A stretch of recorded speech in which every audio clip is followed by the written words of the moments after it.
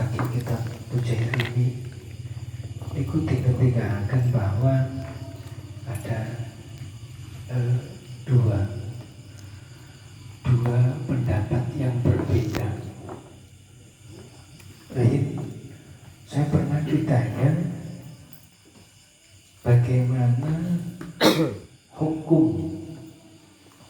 dari seseorang yang memberikan sumbangan kepada kita selaku orang muslim, sementara yang memberikan sumbangan adalah orang non-muslim. Imam Hanafi mengatakan bahwa tidak sah hukumnya seseorang yang non-muslim memberikan sumbangan kepada orang muslim, khususnya untuk beribadah, sumbangan yang untuk ibadah, seperti hal ibadah mutra, pembuatan musola, pembuatan masjid, ataupun madrasah dan sebagainya. Ini menurut pendapat Imam Hanafi meninggalkan motor. Sementara Imam Syafi'i berpendapat lain. Imam Syafi'i berpendapat bahwa sah-sah saja sumbangan tersebut walaupun diberikan oleh orang yang tidak seiman dengan kita, karena sumbangan tersebut tidak ada syarat, tidak ada syarat yang memberikan itu harus Islam, harus seiman dengan kita. Itu menurut Imam Syafi'i. Jadi ketika seseorang mengatakan sah, nggak boleh, karena beliau mungkin berpegang pada penghentikan ibu salah satu imam mazhab yaitu Imam Hanafi. Sedangkan mereka yang mengatakan boleh itu berdasarkan ataupun penghentikan ibu Imam Syafi'i. Nah, ya alhamdulillah, bukan saya yang gurui jenengan. Alhamdulillah kita dipertemukan oleh Allah di majelis ini untuk thalabul ilmi. Jadi sebesar atau sekecil apapun ilmu yang kita dapatkan, mudah-mudahan dapat bermanfaat. Jadi ketika kita menjawab sebuah pertanyaan atau tentang hukum kaitannya, itu harus ada landasannya. Kemudian ketika berbicara masalah amal, seorang non-Islam ketika dia beramal baik, katakan menyumbang ke masjid, ke madrasah, menyantuni anak yatim, menyantuni jompo, berbakti sosial, apakah orang-orang ini mendapatkan pahala? Sementara mereka bukanlah orang yang beriman kepada Allah. Ini juga ada dua pendapat. Sini kan, sini. Jangan takut, Mas Alif nggak suka gigit. Terlalu lagi gigit laki-laki enggak. Mungkin kadang-kadang perempuan juga ya, cuman itu khususon gitu. Khususonnya ini saja. Bagaimana hukum ketika seseorang ini non-Islam mengamalkan ibarat seperti sedekah jariyah, menyantuni anak yatim, jompo dan sebagainya? Ini ada beberapa pendapat. Yang pertama, Imam Nawawi mengatakan tidak sah ataupun tidak diterima amal tersebut kecuali nanti ketika dia masuk Islam. Dan ulama yang lain mengatakan, saya lupa nama semua pun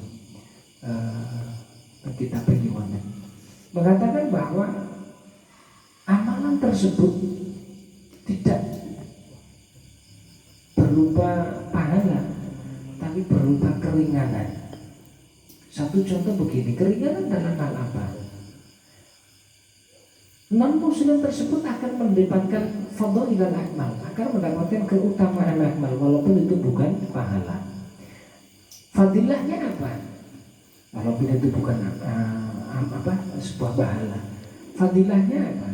Yang penting ini bukan pada dosa tentang kekafiran, dosa tentang kufur, tapi dosa-dosa yang lain. Ini akan diringankan oleh Allah. Akan diringankan oleh Allah berdasarkan amalnya dia.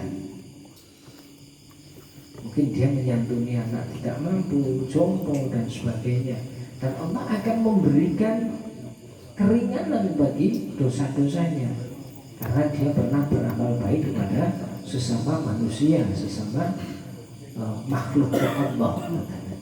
Tapi dosa-dosa yang diringankan ini bukan dosa yang berdasarkan kufur kepada Allah. Mungkin dosa-dosa yang lain, mungkin ketika non-Islam minum khamr itu biasa-biasa saja dan boleh-boleh saja, dan mungkin ini siksa yang diringankan oleh Allah mungkin karena dosa minum khamr, dosa karena korupsi, dosa karena zina mata, zina tangan dan sebagainya. Tapi bukan dosa yang karena kufur kepada Allah. Rasulullah SAW ketika masih jumeneng beliau pernah bersedekah kepada ahlul kitab. Ini yang menjadi teladan kepada kita. Janganlah kita membantu karena mungkin saya pilih. Kita membantu, bantulah dengan tulus. Ketika yang butuh bantuan adalah orang yang memang tidak seiman dengan kita, dia butuh bantuan, kalau memang kita bisa bantu. Selagi bantuan yang kita berikan adalah bantuan yang logis, bantuan yang masuk akal, dalam tanda kutip bukan bantuan yang digunakan untuk pembangunan sarana ibadah. Satu orang non-muslim dia butuh bantuan untuk makan dan minum atau bantuan untuk pakaian, kita mampu bantu, baik berasnya, pakaiannya ataupun yang lainnya.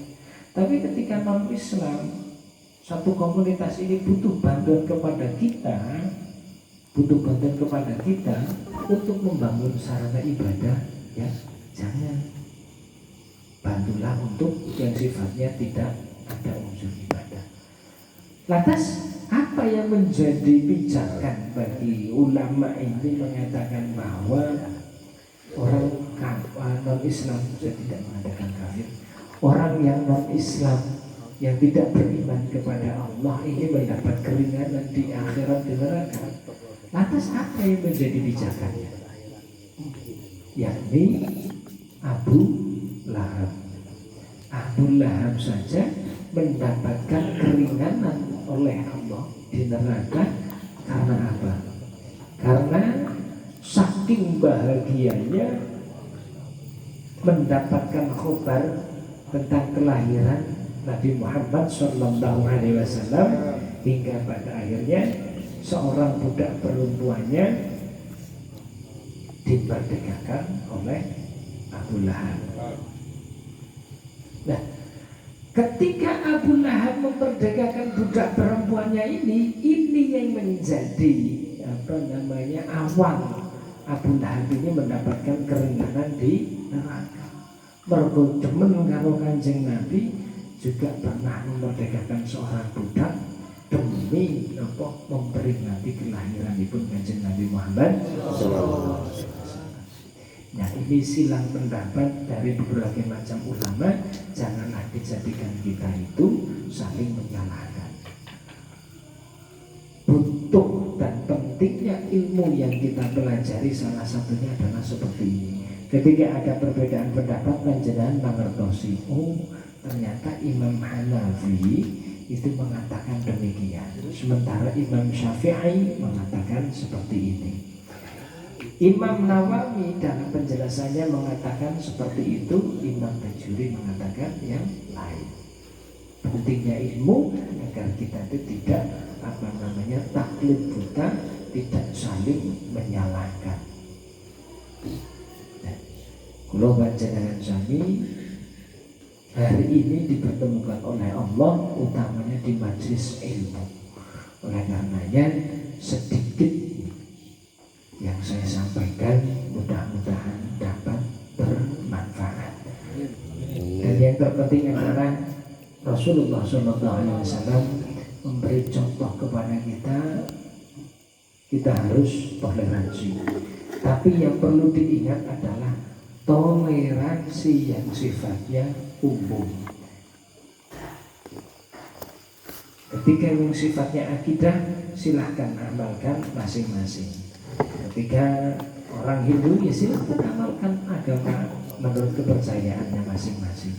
Orang Nasrani amalkan dengan kepercayaannya masing-masing. Orang Islam ya amalkan dengan keyakinan dan kepercayaannya masing-masing. Jadi toleransi di sini, toleransi dalam beragama itu tidak dicampur adukan. Toleransi dalam beragama adalah yang pertama saling menghargai dan saling menghormati. Toleransi dalam kehidupan sosial adalah saling membantu. Kemudian yang sakit dalam aturakan insyaallah habis kita alon-alon oleh matur dan bengkek ikan agung maha buddha nggih. Sekap saking Allah wallahu a'lam bishawab. Kalimat mawon boten napa-napa kok mangke nek wonten sing tanglep nggih nggih mangke agak napa mawon monggo.